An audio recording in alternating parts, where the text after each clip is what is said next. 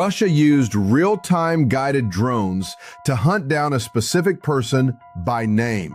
That is where tonight's brief begins. This is the War Brief Daily for April 22nd, 2026, covering the Russia-Ukraine theater. Tonight we are tracking 4 confirmed developments. A large-scale Russian drone assault with confirmed infrastructure damage. A Ukrainian strike igniting fires at the Tuapse oil refinery in Krasnodar Krai. A targeted Russian assassination attempt on a named Ukrainian electronic warfare expert, and a battlefield update covering Ukrainian advances and a rare admission from Moscow about the pace of their offensive. First, the Russian drone assault. This is confirmed. The Ukrainian Air Force reported that Russian forces launched 142 long-range strike drones overnight on April 19 to 20. The package included approximately 100 Shahed-type drones, including jet-powered variants, alongside Gerbera and Italmus platforms, launched simultaneously from Bryansk, Kursk, Rostov, Smolensk, Crimea, and occupied Donetsk. Ukrainian air defenses intercepted 113 of those 142, a 79% intercept rate.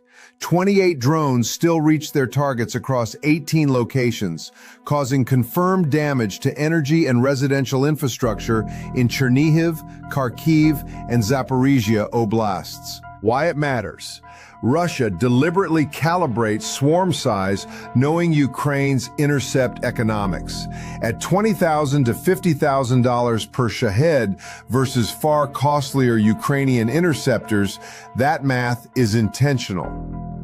Second, the Tuapse refinery strike. This is confirmed by multiple independent sources. Ukrainian forces struck the oil tank farm at the Tuapse oil refinery in Krasnodar Krai on the night of April 19 to 20, igniting a large fire confirmed by geolocated footage. This is at minimum the 8th confirmed Ukrainian strike against Krasnodar Krai infrastructure since April 6. Hitting oil terminals, pumping stations, seaports, and now the Tuapse refinery, one of Russia's key export-grade crude processing facilities. This is a coordinated campaign targeting Russian Black Sea logistics and energy revenue, not isolated strikes. Third, and this is the most significant escalation of the cycle, Russian forces launched a targeted kill strike against Serhiy Beskrestnov, call sign Flash, a Ukrainian Ministry of Defense advisor on defense technology and a prominent drone and electronic warfare analyst with over 100,000 Telegram followers. Russian forces deployed 4 Shahed drones in a real-time mesh network-guided attack against his home. Ukrainian air defenses intercepted 2. The remaining 2 destroyed his residence. Beskrestnov survived but was injured.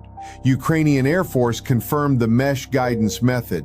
This was not collateral damage. This was a named kill order against a civilian defense thinker, a deliberate attempt to decapitate Ukraine's electronic warfare intellectual community. Fourth, the battlefield picture.